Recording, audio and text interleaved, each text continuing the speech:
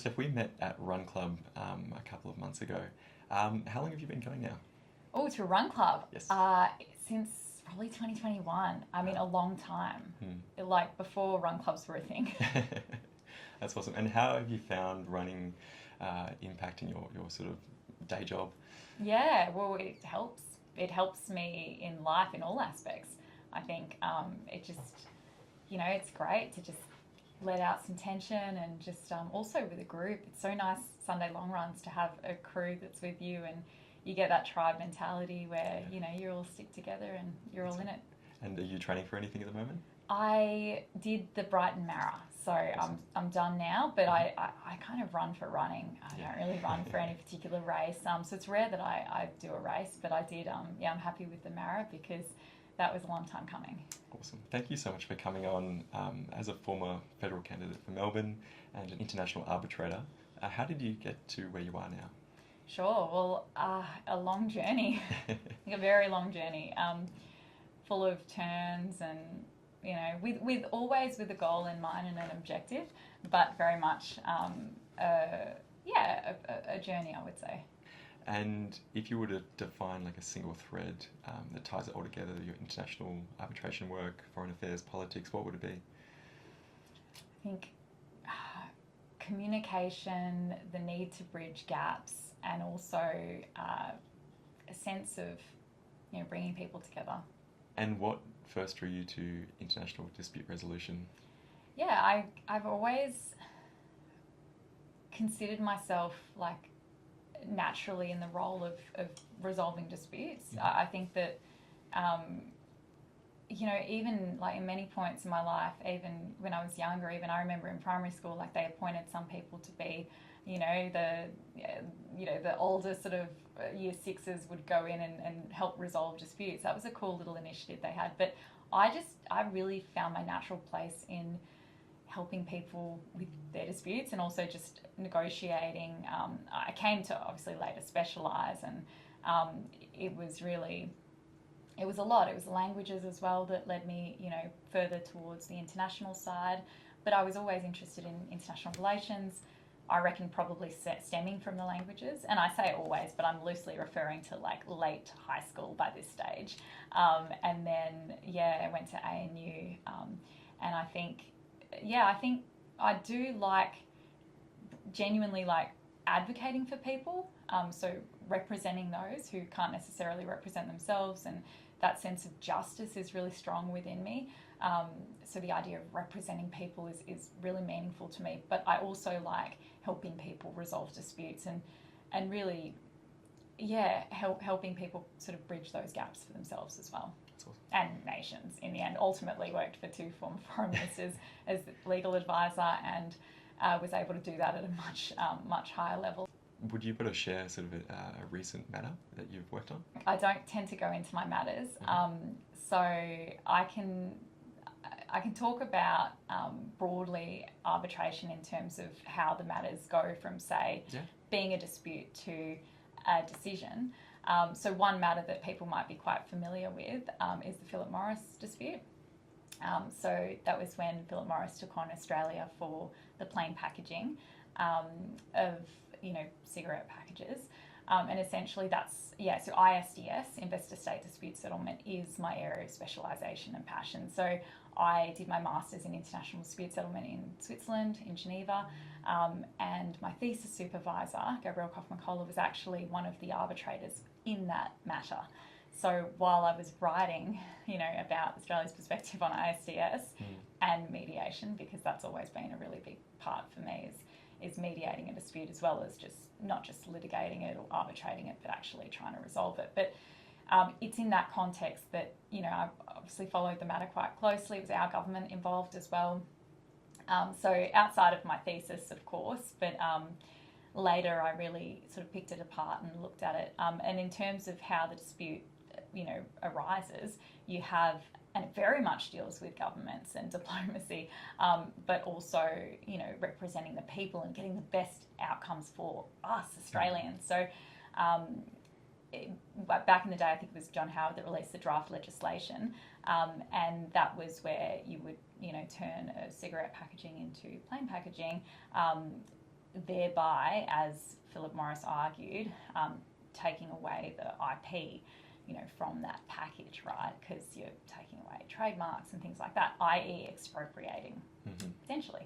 So that was the dispute. So, but the question really is, and this is now getting really technical, I know this is beyond the brief, but the question is actually, interestingly, when does the dispute crystallize? And this is a really fascinating question when it comes to international law, public international law, and private international law in the sense of ISDS, investor-state dispute settlement. So you would say, the tribunal decided in the end that had been when the dispute arose. So at the point of draft legislation, it was clear that there was a dispute, and the company was engaging with government about why this was something that could not go ahead. And then ultimately it did go ahead, and so you have the full-blown dispute. But in the meantime, parent company changes, and that becomes a question then, well, is there jurisdiction under the bilateral investment treaty in question? Because that forms the consent for the arbitration. And so in this case, when you're dealing with Hong Kong, Australia, bilateral investment treaty, the question is very acute, and so that is actually what it boiled down to in the end for the tribunal, and they bifurcated. They considered jurisdiction and admissibility separate to the merits and before the merits. So in this case, it saved a lot of arbitration costs, but the costs are still through the roof. So if I believe if there's room for negotiation and actually dealing with it before it gets to that point, that's something that should be seriously pursued just from a cost perspective. And I deal with that in my clients, both in litigation, on the, small businesses, individuals, and larger businesses alike. We always see if we can resolve it first to avoid all of those costs, but ultimately there are some things that can't be resolved.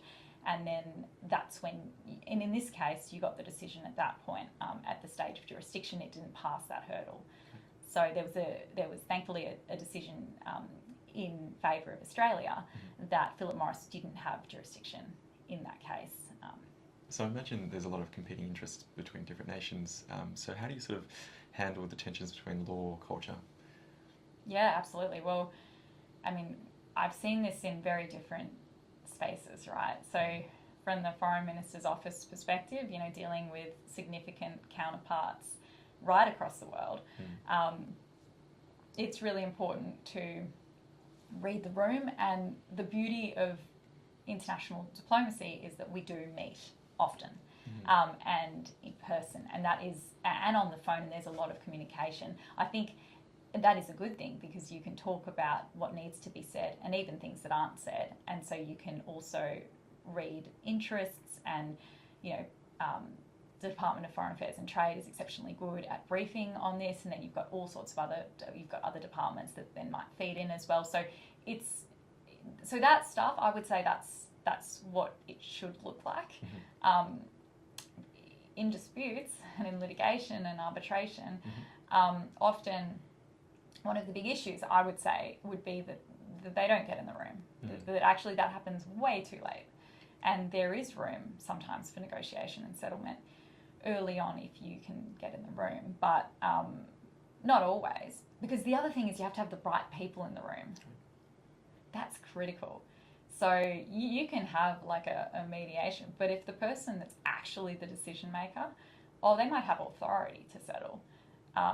And yes, technically that's all you need for a mediation to go ahead. That's not really good enough in the real world. And I think the trouble with a lot of disputes is that it happens way too late. Right. And often by that stage, so many costs have already been expended, and it's just, they're so far in that it's really hard to go back. I understand. Before this podcast, I was doing some reading, and I understood that you did a bit in relation to the Foreign Relations Act. What problem was this law trying to solve? Sure. So the status quo at the time was that you had treaty guidelines, and Australia would benefit from treaty guidelines that would basically guide states and territories when they were doing an MOU to notify DFAT and make sure that was in line with DFAT, the Foreign Minister, etc., Australia at the federal level's priorities. not only is it not a robust process in terms of actually mandating a process, you need to mandate a process around actually having those discussions, because otherwise, you know, what constitutes consultation and what doesn't, it's actually too vague. Beyond that, there was not a clear list even for the states and territories of their own MOUs, let alone universities, let alone local council. So a federal government, in order to make foreign policy, must know the extent of the arrangements and negotiations with other governments. I think that's a 101, and most people would say, oh yeah, like you would expect that. So in that case, the question arose is, are the treaty guidelines sufficient? In practice, it was decided that they weren't. And it was decided that we needed to create legislation to plug the gap. Because we are a federation. It's actually a vulnerability unless we, you know, have robust processes around it and around the engagement of the feds, the states, the territories, you know, whether it's at the state level, local level, you know, or of course even universities, because public universities. So that became relevant and important, and then ultimately, so that was 2020 that I was supporting the Foreign Minister to not only create, you know, working with the various departments, but also negotiate with the crossbench, etc., to get these laws through, implement them, and that's quite a long process. And in relation to the MH17 legal action, what did this reveal about pursuing justice through international institutions? Before we basically attributed state responsibility against Russia with the Dutch for the downing of flight MH17, I already knew these things take forever. I mean, if anything, it's just further validation that these things take forever. That doesn't mean you don't do them. The reality with MH17 is we have gone through a very long process to get where we are today, to seek justice for these victims and their families. And you do that knowing full well that you have to go and pursue every single opportunity, right? So whether that's talks, and you know that can take a long time, and that was done. What we can say publicly is the timeline, and for transparency we should. So yeah, attributed state responsibility, May 2018, had talks, issued legal proceedings approximately March 2022 against Russia via ICAO. Jurisdiction was then decided, and this is now after the time that I was there. Right. So these things take a long time. Ultimately, it was then made public that ICAO had decided in favour of Australia and the Dutch, agreeing that that Russia was behind the downing of MH17. And then we have heard that in terms of reparations, it has been sent back to the parties for negotiations by the UN. Now, I know this isn't like, this doesn't lead the stories of the paper or the TV. It just didn't seem to get any traction at all, or any which is a shame, because there is so much work from these officials that are actually doing this, and it's such critical work to have a backbone as a country, to be a country that actually stands for something, says, no, this is not right. It's tough. It's tough. But the reason why I say that is because it is the first time that Australia had attributed state responsibility. And so we'd never done it beforehand? No. Wow. These things are really important for a country that actually stands for something. So really important. So I'm so proud that I worked on that. It's interesting that it's taken so long and it's come right back to negotiations, but at least we have had the decision by ICAO, which does provide accountability. It does. So we have met that objective for the victims and their family. Now it's in terms of reparations. It's a question of reparations and negotiations. So it takes us back to that conversation that I was talking about before, is that, you know, getting in the room is so important. This is really fundamental, and, you know, I 100% back the government to get this right, because they have to. And is it quite common for those proceedings to sort of take that long, or? Yes. Wow, okay. And what's the sort of longest proceeding that's ongoing or has happened?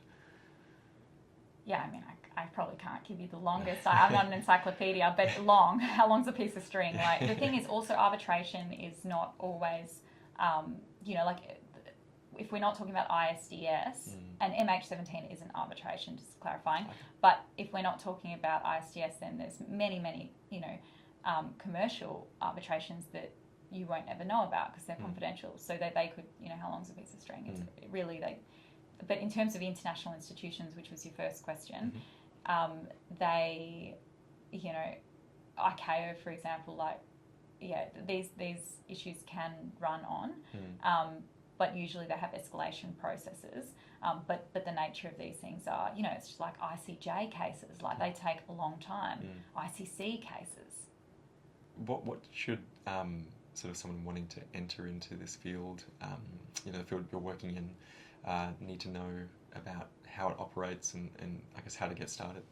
Well, it wasn't a linear path, and it wasn't something that I had carefully planned out. Like, if I'm being real, I mean, yes, I always wanted to run my own practice. Like, that was definitely something that I would have dreamt about. Oh, I say always, but let's just remember that probably just from uni onwards, like, not like growing up. I probably didn't know about all of this. Yeah. But, you know, you pick it up as you go. What did you want to do before becoming a lawyer? When? I don't know. Before uni. Before uni. Well, before uni, I think law was like a bit of a pipe dream. Like, I loved the idea of it, you know. Like, there was many aspects to this. Like, I knew many, like, well, pop culture kind of gives you if you follow the good stuff, it's like Atticus Finch is like a really great role model of a lawyer. And then, you know, in terms of To Kill a Mockingbird, there's this idea of justice where you can defend people and you can fight for something that's true and right. And I liked that. You know, that was probably, year 10 or something that I was across that. And then, but you know, even things like Elle Woods, like, you know, Legally Blonde, like, it's trivial, it's a joke kind of thing, but it hits something where it's like, you can do something that, you know, might not seem real, and then, like, might not seem possible, or you know, you might actually just be able to pull something off if you work hard enough.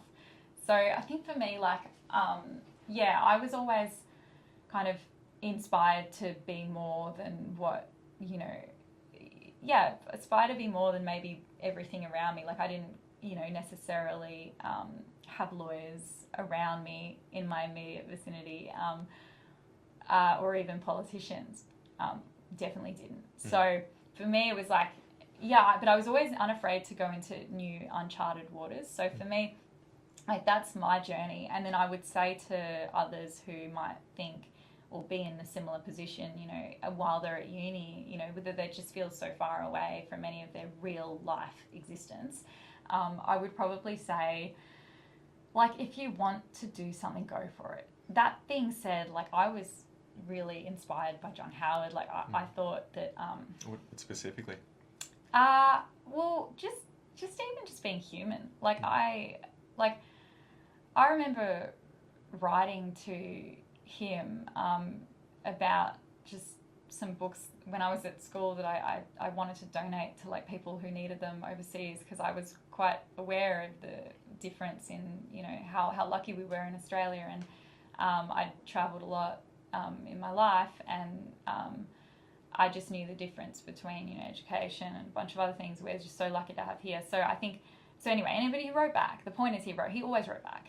And I think that it's bizarre, but, like, and I look back and I'm like, I wasn't even trying to ever be a politician. Like, that wasn't even on my mind, but I cared about issues. And so I would, like, engage with them. And then with the law, I thought it was like the piano of music. Like, I just, in my mind, it was a bit of a pipe dream, but I thought that it was an important thing to have in life. You know, to understand how the world works is like critical. Obviously, it became clear to me at some point that was me, and that was just who I was, and the same with politics. At some point, I went into it from an ISDS perspective, you know, to get that government experience, because, you know, how can you, I aspired to be an arbitrator by the stage of uni, right? And when I did my master's in international law in Switzerland, I aspired to be an arbitrator in ISDS, Investor State Dispute Settlement. So the professors, and they were all really, really reputable. Like, the key advice to me was, well, you want to be an arbitrator in ISDS, you haven't worked for your own government. Like, private sector's great, but you're not going to, how are you going to be able to decide disputes of foreign investors suing governments if you don't know how governments work? So that's why I say it's not linear. Like, I was always discovering new things, and then, you know, I would have been so happy to get into oil, you know, Office of International Law, or like as part of the Attorney General's department. And anyway, my windy road found me to something that I never realised that even, you know, was possible. But eventually, you know, I went to Courts James Westgarth as a litigator and international arbitration lawyer, and it was windy until I got there. But eventually I did see that there was maybe a higher purpose, and maybe I could do something for the Australian people in government. And I then sort of devoted my energy to that. And then it turned into, wow, the foreign minister, like, she's incredible, and like, I would love to do that. And, you know, look how much she's doing for Australians. And, you know, to be fair, I was not very political. Okay, liberal at heart, not really understanding what that might mean, but knowing that, like, I cared about, you know, I thought competition was important in markets, and my mum's an economist, so, you know, that all kind of played into it. And she's originally from South America, and, you know, she could see some of the issues there playing out in the 80s. And then in terms of the economy, I guess I'm not an economist, but I picked up quite a lot from mum on that, and how my view of the world came to be, also from my dad working for the family business. You know, very liberal values that don't get talked about now, but are so important to support small businesses and big businesses, and in terms of how Australians can get ahead, you know, via these Australian businesses, like working for them, and then of course also mounting them. And now I ended up doing it myself and starting my own business, but that was probably, I would say that more was something that might always have happened. Like, I always wanted to do something like that, being entrepreneurial and unique in that way. But I think that the politics was like, I was very inspired by the two foreign ministers that I worked for, and I thought that they were incredible. You know, Marise Payne with her strategic nous, you know, she spotted the issue with the lack of Foreign Relations Act. She knew that there was something missing in the system. Like, how could it be that, you know, we just had treaty guidelines, and just something so important was not enforceable? It just seemed so almost basic. But she was that kind of strategic thinker. She was able to really see ahead. And then Magnitsky, we also created Magnitsky laws, which, you know, actually the current government has used to sanction Alexander Ermakov for the cyber security breach, Medibank, you know, that 33-year-old Russian that got in, and it really, like, this is really important stuff, to be able to sanction, you know, perpetrators of, like, serious human rights abuses, and also cybercrime, amongst other things, corruption, etc. Really important. And then when you look at Julie, like, her diplomacy, you know, her ability to cut through, whether it be at the UN in the context of MH17, to make sure that, you know, she could repatriate those bodies, and then also to then see this through, and the attribution of state responsibility. And these are really powerful, strong moves for a country like Australia. These are things that you can be really, really proud of. Ultimately, are they very political? No, because the foreign minister's role is to represent the country. It's not particularly, and it never really, historically and traditionally, never really has been all that political, in the sense of being, you know, partisan. It's more you're acting for Australians. So for me, that spoke true. And when I ultimately set up my business and decided that I was to run for Melbourne, it was about bringing people together. I felt that we needed it, whether it was on crime, which I was really sad to see rising in the city and around the areas in the seat of Melbourne, or whether it was even on, I saw a level of discrimination that started to bubble up, and I was pretty worried about that and saw myself as a unifying person that could bring something to the area. Where do you see arbitration going the next couple of years or in the future? Yeah, cool question. I love this question. I had a theory when I was at uni, right? This is back in my master's in 2015, actually. So 2014, 2015. I had a theory that more sort of different pathways would be chosen, atypical pathways would be chosen alongside arbitration. So I was a fan, and I wrote this in my thesis, of the hybrid option. So med, arb, med, and now that's being used a lot through Asia. So mediation, then arbitration and mediation. And in some jurisdictions and in some arbitration centres, and mind you, I had experience in Singapore International Arbitration Centre and working for a Singaporean arbitrator. So in Asia, it's sort of, mediation is, I think, more considered. So I do think that that's where it's going, and that's important. And you can, and there's even flexibility there, where you can have the mediator that is then turns into the arbitrator and then turns into the mediator who resolves the dispute. So I think the future is flexibility. And I'm both. I'm an arbitrator and mediator. So, and on various lists, both locally and internationally. So I do think that's the future. I think to be fair, I'm very in touch with the tech world and a lot of founders, because we've got some amazing talent in Australia, and I talk to them about what they're thinking, how they do their disputes, all of that. My theory will be that arbitration is still really important and relevant to have in the contracts, because when you deal with international commerce, and this is now not looking at ISDS, this is the international commercial arbitration. Right. When you deal with international contracts, you want a neutral arbitrator, right, or a tribunal, neutral tribunal, as opposed to a court that's in one particular country. It's not necessarily as enforceable right through the rest of the world, whereas through the New York Convention you can enforce arbitrations everywhere, but also you can keep them confidential. And I think that still has a really big selling point internationally, and including in the tech world and for founders. However, I'm noticing that in practice, founders and tech sector, and also fintech, are increasingly, they might have the clauses, they're increasingly negotiating and settling internally, not even going to mediators. They're just settling it for, and that so why is that? Well, financially, it just makes sense. It just makes sense. So is the cost of this kind of dispute cost prohibitive? Like people I just would can't say, afford it? and I argued this in my thesis 10 years ago, but I think it's still quite prevalent. I do think that arbitration was intended as a quick, more cost-effective option, and it's great that it's confidential. Not always, but, and ISDS, that's quite separate, because I really do think transparency is very important. Where we can expand on transparency in ISDS is critical, and that's why UNCITRAL has done a lot of work in that.